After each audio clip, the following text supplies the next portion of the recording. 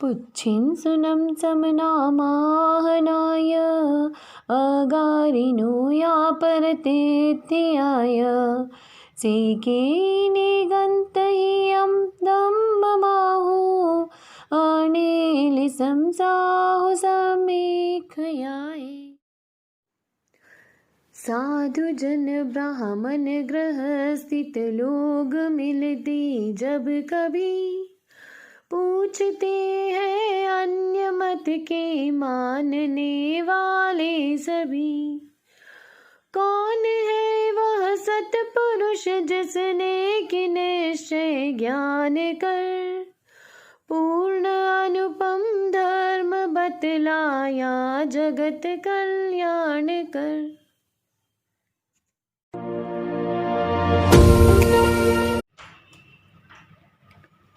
संसार दाबानल दाहनीरम समोह धूली हरणे समीरम माया रसादारण सारसीरम नमामि वीरं गिरिसारधीरम नमामि वीरं गिरिसारधीरम। अनंत अनंत उपकारी आस्था के आयाम चरम तीर्थंकर प्रभु महावीर को कोटि सवंदन। उन्हीं की आज्ञा में विचरण करने वाले चारित्र आत्माओं को सत सत वंदन।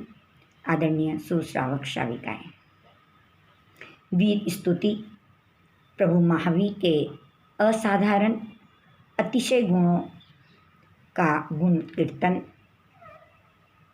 वीर स्तुति अंग सूत्रों में द्वितीय अंग सूत्र सूर्यगणांग सूत्र के प्रथम श्रुत स्कंद का छठा अध्याय। वीर स्तुति में 29 गाथाएं हैं। उसमें से प्रथम और द्वितीय गाथा में आर्य जम्बू स्वामी ने प्रभु महावीर के प्रथम पटधर संघ शिरोमणि सुधर्मा स्वामी से प्रभु महावीर की जिज्ञासा को लेकर प्रश्न किया है। जिज्ञासा का इंगित भी किया कि मैं प्रभु के ज्ञान दर्शन और शील के गुणों के बारे में जानना चाहता हूँ। प्रथम पटधर आचार्य सुधर्मा स्वामी शिष्य की जिज्ञासा का समाधान करते हुए प्रभु महावीर की स्तुति 29 उपमाओं से उपमित कर ज्ञान दर्शन आचार की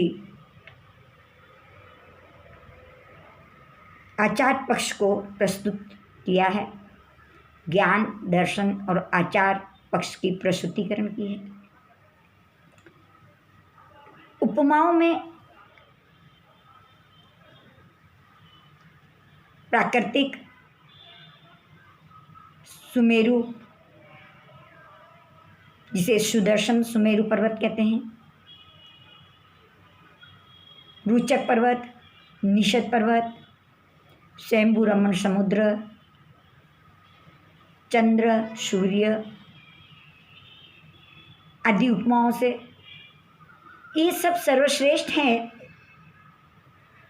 पर्वतों में जैसे सुदर्शन सुमेरु पर्वत, इसी प्रकार से सभी चीज़ें सर्वश्रेष्ठ है। उनसे भी प्रभु महावीर का ज्ञान दर्शन चारित्र सर्वश्रेष्ठ था। साधना पक्ष में सभी निर्वाणवादियों में, सभी मुनियों में, सभी तपस्वियों में, सभी शुक्ल ध्यानियों में, सभी त्यागियों में प्रभु महावीर सर्वश्रेष्ठ थे। गुणों में परिसर और उपसर्ग आने पर निश्चल,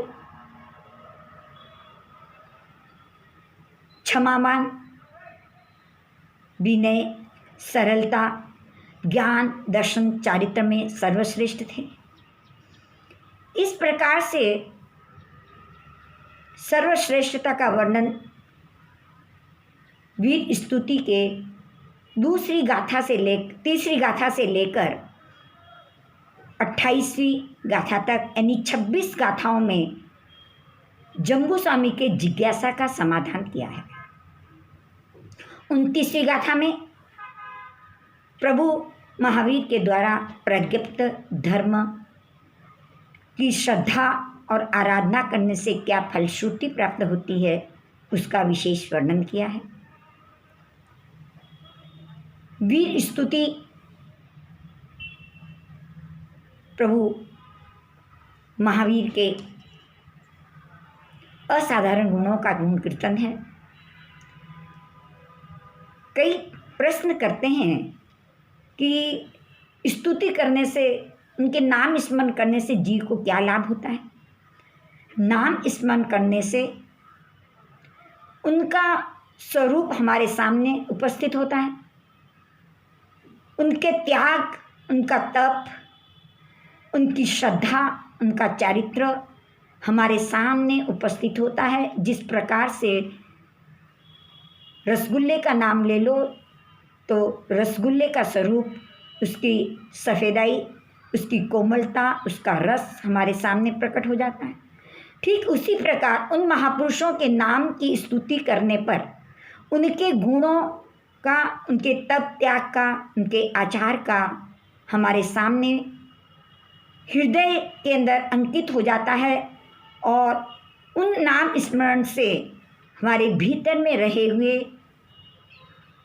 ज्ञान, दर्शन, चारित्र, तप, क्षमा आदि गुण का प्रकटीकरण होता है। इसीलिए स्तुति करना विशेष महत्व बताया। इस वीर स्तुति में पहली गाथा है जो आपके समक्ष पहली गाथा और इसका हिंदी अनुवाद जो कन्या सुबोधिनी भाग 3 में है, उसका हिंदी अनुवाद भी बताया है, उससे ही उसका अर्थ समझ में आ जाए। पुच्छी सुनम के अंदर पहली गाथा का जो अर्थ है, पहले हम इसको शब्दों से अर्थ ध्यान में ले लें। पुच्छी सुनम पूछते हैं, समणा श्रमण महाणा ब्राह्मण और अगारिनो अगार धर्म यानी गृहस्थ में रहने वाले और पर तिथि आए पर तीर्थ के मानने वाले ये प्रश्न करते हैं, क्या से के इनेगंत हियम धम्म माऊं, से एनी वे के एनी कौन, इनेगंत इन एकांत एकांत, इन एनी यह एकांत एनी एकांत, हियम एनी हितकर, धम्म माहू धर्म को कहने वाले। अनेलिसम अनुपम साहू सम्यक प्रकार से समीक्षाए यानी समीक्षा करके, सोच विचार करके उस अनुपम धर्म को कहने वाले वे महापुरुष कौन थे। यानी सिंपल में आर्य जम्बू स्वामी अपने गुरु सुधर्मा स्वामी से पूछते हैं कि मुझे साधु, ब्राह्मण, गृहस्थ धर्म वाले और अन्य दर्शन वाले ये पूछते हैं कि एकांत हितकर ऐसे अनुपम धर्म को सम्यक प्रकार से सोच विचार कर उसका प्रतिपादन करने वाले वे महापुरुष कौन थे। पुच्छी सुनम का अर्थ होता है पूछना। पूछना यानी परीक्षा करना। ठाणांग सूत्र में ये बात बताई गई है कि प्रश्न 6 कारणों से किए जाते हैं। प्रश्न के अंदर पहला है संशय का प्रश्न। अपने संशय के समाधान करने के लिए हम प्रश्न पूछते हैं। कई बार हमें कोई जिज्ञासा होती है, कोई संशय होता है, ठीक है या नहीं, उसका समाधान करने के लिए प्रश्न किया जाता है। तो पहला है संशय का प्रश्न। दूसरा है दुराग्रह का प्रश्न।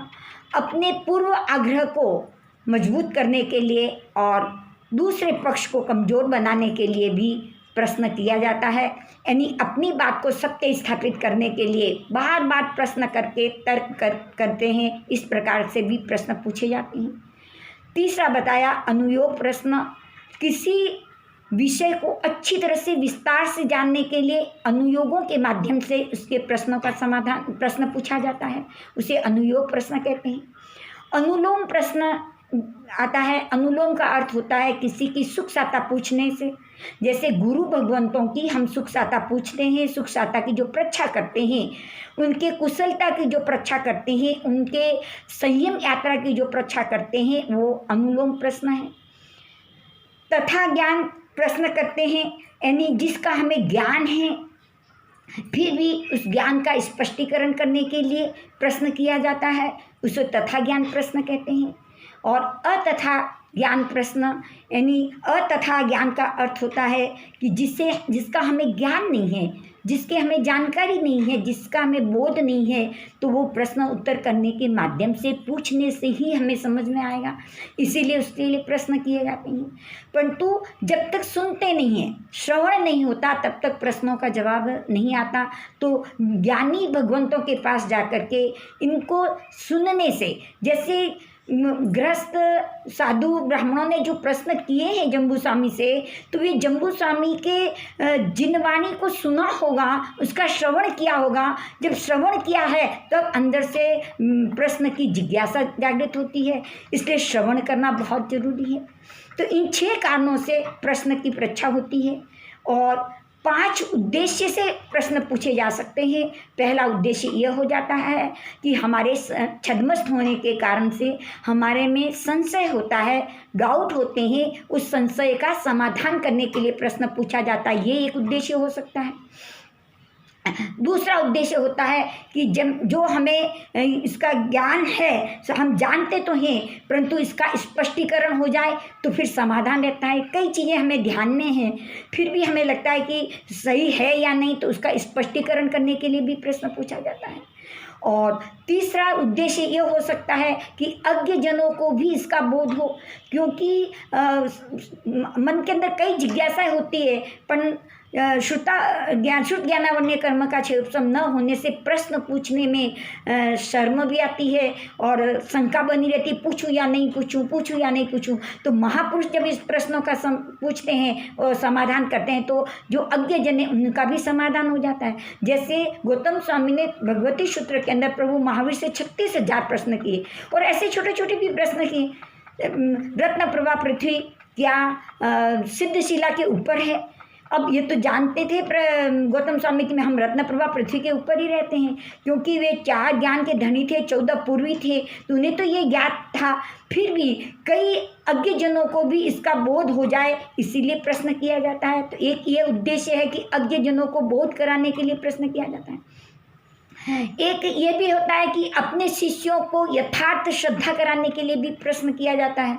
जैसे शिष्य गुरु, जब उनके गुरु अपने गुरु से जब प्रश्न करते हैं तब उनका भी समाधान होता है कि हाँ, इनके गुरु ने जो बताया तो ये यथार्थ, ये सत्य ही है। इस जिज्ञासा के लिए भी प्रश्न किया जाता है। और आगमों की जो शैली है वो भी कई प्रश्न शैली है।